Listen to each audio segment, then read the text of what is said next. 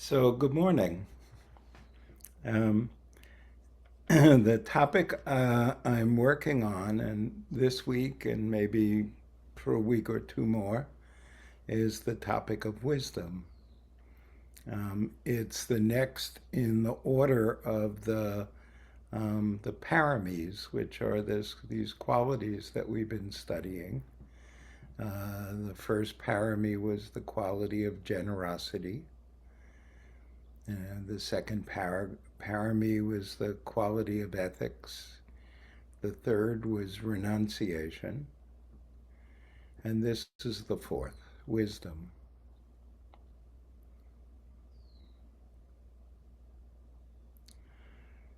So, what is wisdom? What is wisdom? So, I think I'm going to start with sort of an obscure sutta, which is a story of a group of monks. Four monks um, are sitting together one day and they have a conversation. And one of the monks says to another, uh, Can I ask you a question? And sure. And so this question is asked, and it becomes a series of questions. Basically, the questioning monk is asking this other monk how well they understand the cycle of dependent origination. Well, I don't want to go into great detail with the cycle of dependent origination right now, other than to say it is what the Buddha taught. And by that I mean that everything else the Buddha taught is his endless quest to find the right language to make it vivid and clear to people, this cycle of dependent origination, because this cycle is the Buddha's great insight, great understanding, unique contribution to human history. It is, the pinnacle of insight into the actual nature of what it is that we live through. And I'm not going to go through the whole story of that sutta because it's reasonably long and I want to get to something else. But I want to start this morning by saying, toward the end of the sutta, the questioning monk, the Venerable Pavitha, says to another monk, the Venerable Narada, the following: Narada, my friend, putting aside conviction, putting aside preference, putting aside tradition, putting aside reasoning through analogies, putting aside an agreement through pondering views. Do you have truly personal knowledge? And I'm going to pause there before you get to the question and just say, what is this? What is this question? This is an unusual question. I want to ask you a question and I want you to answer it from personal knowledge. That's extraordinary. If I was to ask you a very meaningful question and I was to say, I would like you to answer this, but putting aside your convictions, putting aside your preferences, putting aside tradition, putting aside any reasoning through analogies, any reasoning at all, putting aside an agreement, that you've come to through pondering different views. Putting all that aside, do you have truly personal knowledge?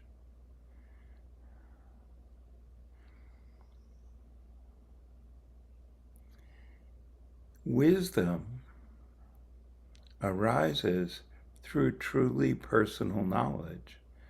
Wisdom does not arise from figuring it out, from analysis, from delving into all the different aspects of something and coming to a conclusion. Wisdom arises from true personal knowledge, from direct experience, from seeing it as it truly is.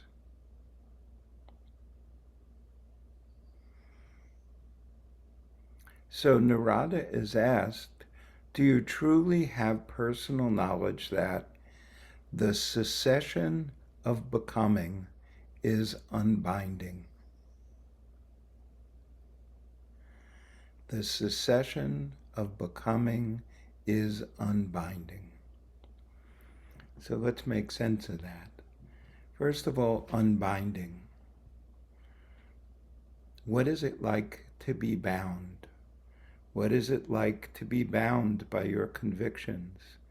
What is it like to be bound by your preferences?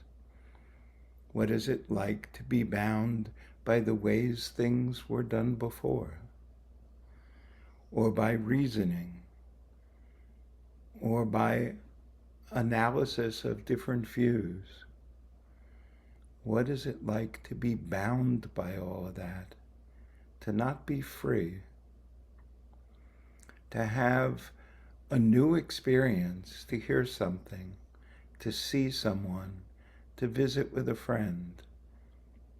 What would it be like to put aside all your convictions, put aside your preferences, put aside your experience with this person, put aside your understandings and reasonings and your view of who this person is? What would it be like to make contact with something new and see it as it actually is? That would be unbinding, because you would then be able to directly respond to whatever this new thing is, to whatever this person you're meeting or seeing again is saying. You could respond from just this, from whatever is occurring in this moment with you and whatever it is that's in your experience of the moment, without binding, without all the things that keep us locked into a particular self-centeredness, a particular sense of who I am, what I am. This is how it seems to me.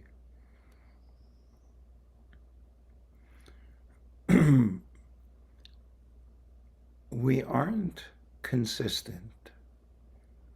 We all know this, you know. Give me a week off from all my responsibilities, put me at the beach, have nothing unpleasant occur, be completely relaxed, and who I am becomes like this as a result of the ease and the beauty and the delight. I become the Brian at the beach, right? Bring me somewhere else, maybe in the midst of a really serious family squabble, lots of argument and upset. Doesn't have to be my family I was born into. It could be my family of friends.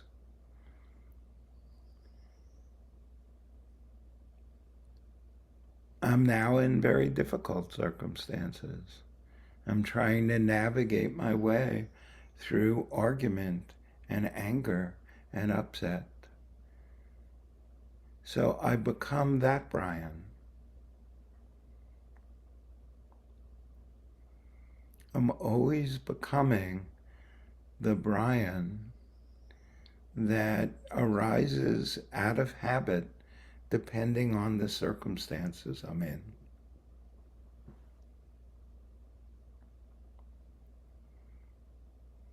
Those habits are generated by my convictions, my preferences, the traditional habitual way I see things or do things, my understanding, my reasoning, and my point of view.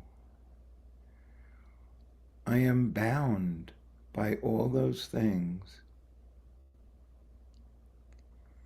and I become the Brian that is born out of two things. All of these habitual ways of working with whatever arises, meeting whatever is arising, and I become that Brian.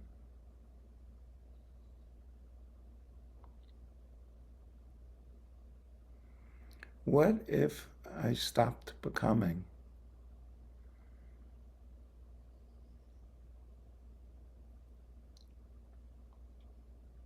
The monk is asking his friend, do you have truly personal knowledge that the cessation of becoming is not becoming anymore, not becoming Brian, bound by habits, known to be like this in these conditions? What if I just become free? What if I'm free to do something completely different than what Brian normally does in these circumstances? What if I'm free to do something kind? What if I'm free to do something that causes no harm? What am I at that point?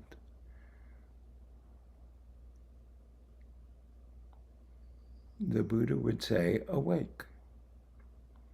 I'm awake. I'm not lulled to sleep by all of my preferences, my habits, my understandings, my views, my convictions. I'm not lulled to sleep. I'm not lulled to thinking this that is occurring right now is familiar to me, is known to me, and I will just do what I always do. That's a great example of being bound by what I always do. And what if instead I don't become any of those Brians? What if instead I'm free, I'm unbound? What might happen then? Well, the answer that the other monk gives is extraordinary. The other monk says, my friend, although I have seen properly, with right discernment, as it actually is present, that the cessation of becoming is unbinding, still I am not one whose fermentations are ended.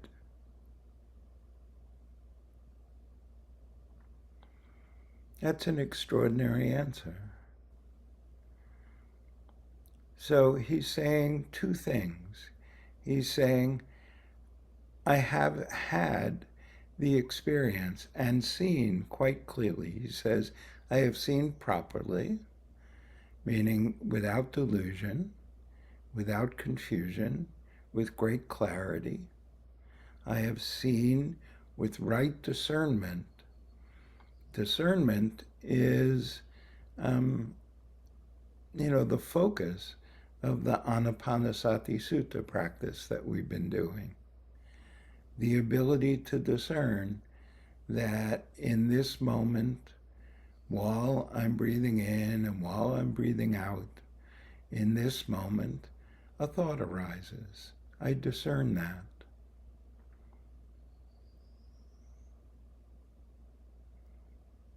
I have seen properly with right discernment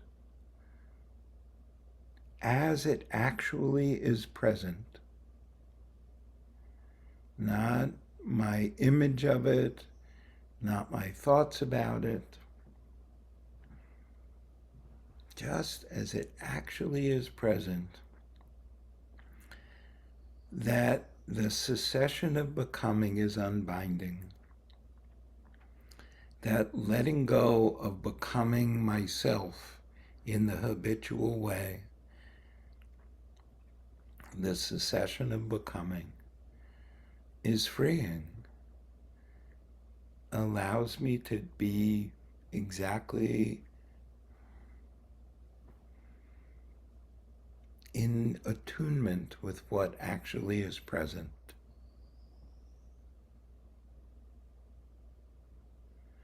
Ah, the monk says, but still I am not one whose fermentations have ended. Fermentations is a really lovely way of saying that, it's sort of like fermenting, is a wonderful process we use to produce all sorts of interesting foods and flavors, and it's extraordinary. But we're also fermented. We also have a flavor that comes from fermentation. If you think of, you know, you think something, it's simply a thought. You had the opportunity to not become involved in that thought, to not get entangled with it. But you still have fermentations, and that thought begins fermenting. It begins bubbling and producing an entire thought process, an entire story, perhaps. Maybe even a complex way of being, of becoming. So this monk is simply saying,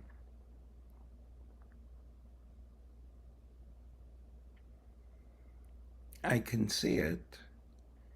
I know that it's true. But I still have habits that haven't finished.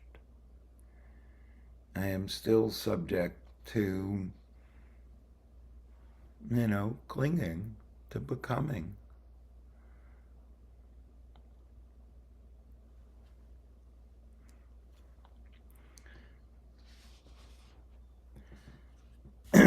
So this next sutta I'm going to read, I'll come back to the point of that in a minute. This is the very first sutta. This is the sutta that's called Setting the Wheel of Dharma in Motion.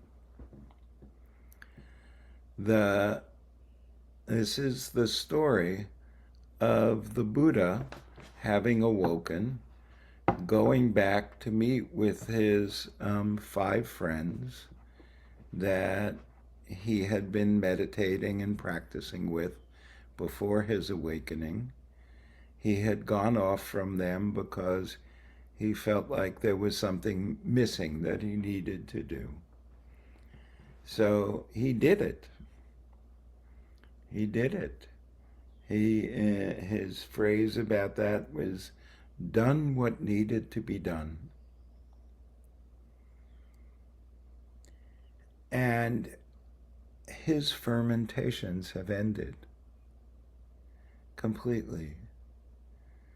He said that his mind was unshakable, that something that could be wanted would arise in the environment, internally or externally, and he would not be seduced. He would not become whatever that, wanted thing would create. He actually lived in that place of unbinding. So he went back to his friends and he said the following words. The first thing he said was what we come to call the middle path. He says this: there are these two extremes that are not to be indulged in. Which two? That which is devoted to sensual pleasure with reference to sensual objects. This is base, vulgar, common, ignoble, unprofitable, and causes self-affliction. Painful. Oh, never mind. I got carried away there. So his first is, he's saying, don't overindulge. The middle path means don't get caught up in sensual pleasure, in the beauty of things, in the taste, the hearing, the seeing, the thinking. Don't get so caught up. Don't become entangled to the degree that you're off balance. He uses the word dispassion, meaning don't get narrowed down into a particular something you want to the degree that your whole body is bound to that object.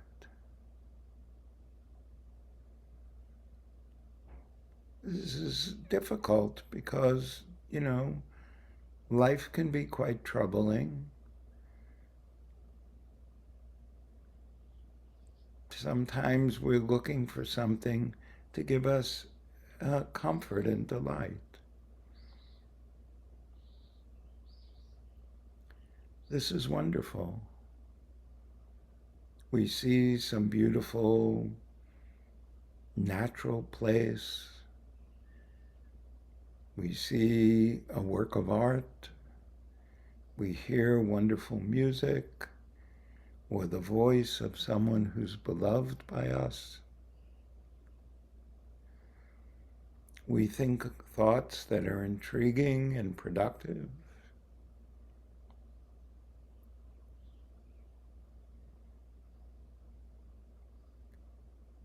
These are all wonderful things. What's not wonderful is binding ourselves with them, wrapping ourselves around and around and around with bindings, so that when those beautiful things are not present, we're miserable. We yearn for them. We reorganize our lives in ways that might cause trouble, just so we can have more and more and more of the beautiful things.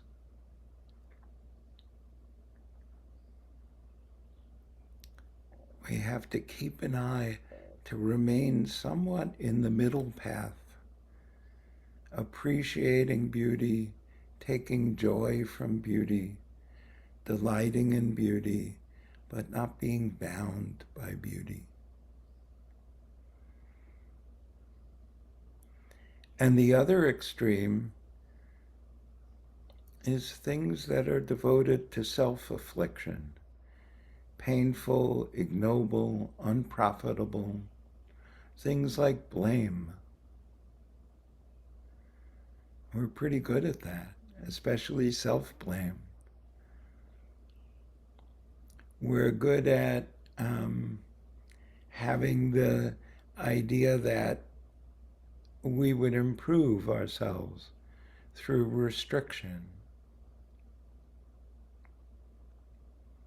There is some truth to that, you know. We don't want to eat in a box of cookies just because the first one tasted good. We don't want,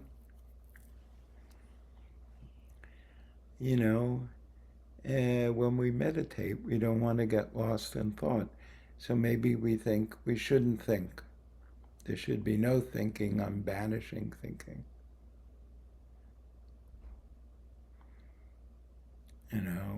Maybe when we meditate, we think we need to be in a very specific posture, which might be quite useful. But the posture might become incredibly painful or stressful. Do we just accept the pain no matter what? We're not to indulge in self-affliction, in making ourselves wrong, in making the very nature of having a self-identity wrong.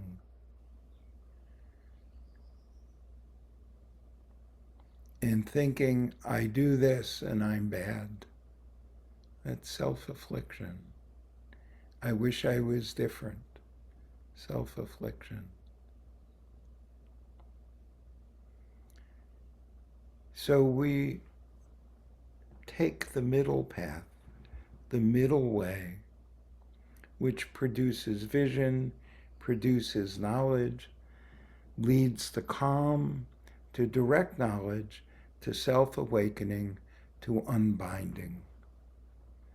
These are the Buddha's words. The middle path leads to unbinding.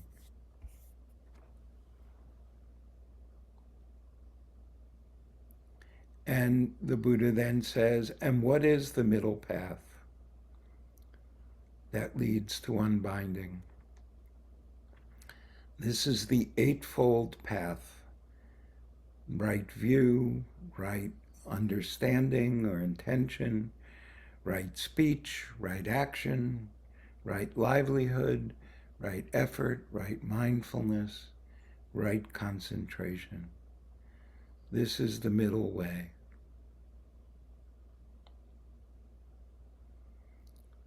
The wisdom of knowing what the right view is, how to see the world, how to work with the world. And the right view is dependent on understanding three things: the nature of impermanence, the nature of, I'll use Thich Nhat Hanh's word, interbeing, which is another way of saying the nature of self, that the self is,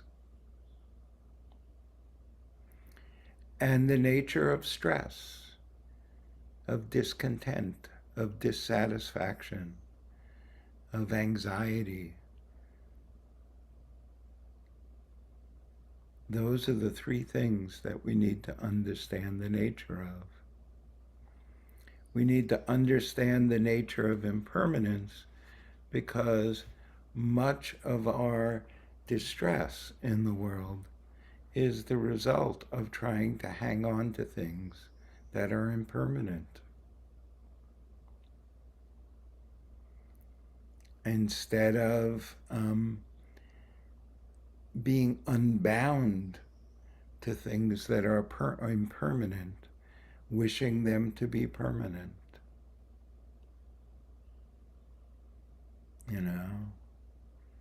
I worked for a very long time to have a place to live in that suited me, that was attuned to my needs. I am now there. And every day I am fortunate to still be here. And one day I will not. I know this. I appreciate it deeply every day that I'm here. And I'm ready to move on all the time. I have faith that I will be able to live a good life, whatever occurs. How so? Because I am grounded in, as the Venerable Narada said, that I understand that the cessation of becoming is unbinding. That if I become so wedded and entangled to my current circumstances because they are delightful, then I am bound to them. That every piece of peeling paint on the window molding would cause me great misery because it's an indication of impermanence. And I would be bound to this being permanent. It would make me miserable. It doesn't make me miserable. I'm responsible for seeing that the peeling paint is scraped and repainted. And when the peeling paint becomes the house falling down around me, or whatever might cause its dissolution, that's fine. I will feel loss, grief, sadness,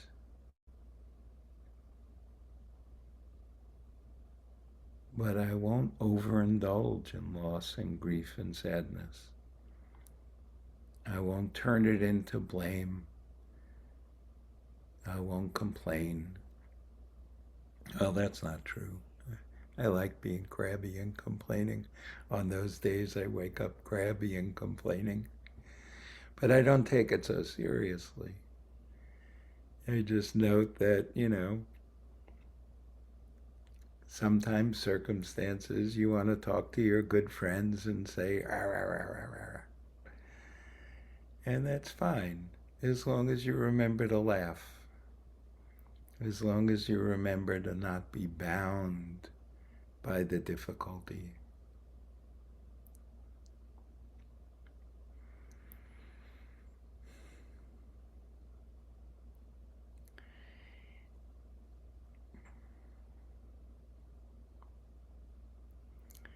And then the Buddha says that the noble truth of the origin of stress, of discontent, of dissatisfaction, the origin is craving. Craving for what we want, craving for that, wanting the things we don't want to disappear. Craving, clinging, bound, entangled. This is the cause of dissatisfaction. Contentment is, by definition, those moments when everything that is occurring right now is just fine. I don't want it to be different. I don't want it to be something else. I accept it as it is. If change needs to happen, change will come from accepting things exactly as they are. Because if you can't see clearly exactly what's true in this moment, if you can't accept things as they are, and see them vividly and know them personally, then how can you make good choices about the changes that need to be made, either internally or externally? If you, instead of resting with and knowing directly what's true, you live in a place of wishing it was different, craving for it to be different, then you end up making decisions based on wishes.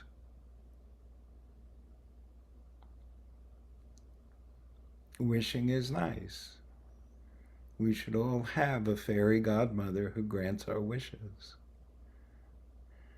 But until that moment when the fairy godmother appears, it's much more productive and releasing from binding to be with what is rather than what we wish. The craving for things to be that aren't currently occurring, the craving for things to not exist that currently do exist. Getting lost in that craving is the cause of suffering.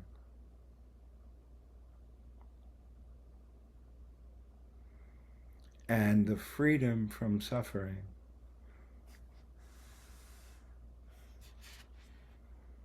is being able to say, I have seen properly, with right discernment, as it actually is present, that the cessation of becoming is unbinding.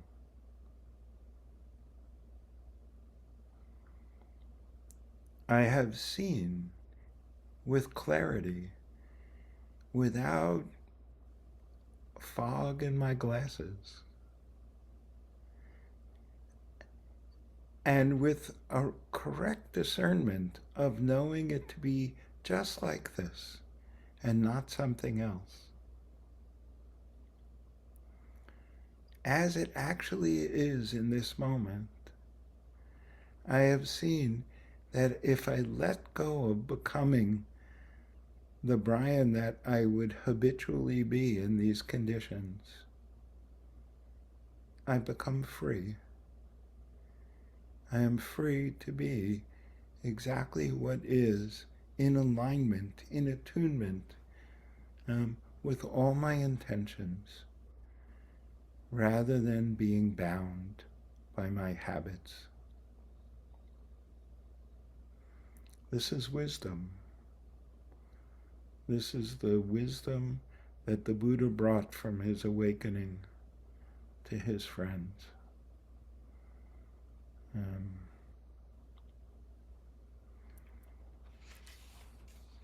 So to practice, the practice is nothing other than what we have been doing all this time. This practice of focusing on breathing in and breathing out, and noticing when anything arises that we don't wish to be bound by it. We don't want to get entangled when we practice.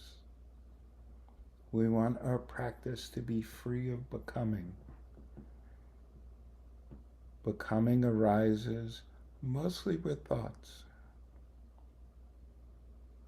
If a thought comes up, you smile at the thought and you say, oh, how nice.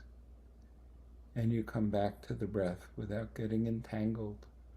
You let the thought do what it wants to do. If a sound comes up, if a sensation in the body comes up, if there's a sight, a smell, a taste, any sense experience that arises as you're practicing, treat it nicely. As Rumi said, treat it honorably. But don't get entangled. Don't become one with whatever arises. Sustain your freedom.